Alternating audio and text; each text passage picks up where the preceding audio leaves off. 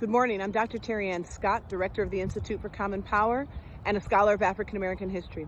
I'm standing here on the banks of the Alabama River in Montgomery, Alabama, because enslaved people, young and old, were delivered to these banks of the river from steam ships or from the railroad tracks that are just right up there that connected Atlanta to Montgomery by 1851, to be sold into market, to walk up what is continuing to be Commerce Street, because the commerce of Montgomery was the sale of enslaved people.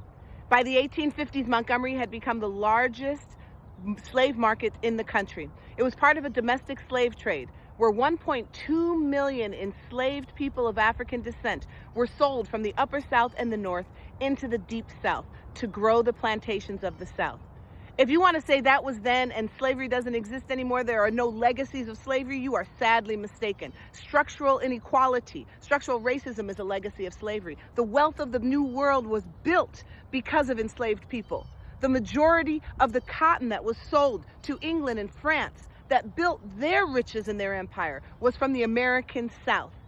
Organizations like Wells Fargo, Bank of America, Aetna, Wall Street, Tiffany's Jewelry Company, Lloyd's of London, the list goes on and on. Their money came from the slave trade. It built their wealth. The legacy of slavery is all around us. Learn your history. Black History Month.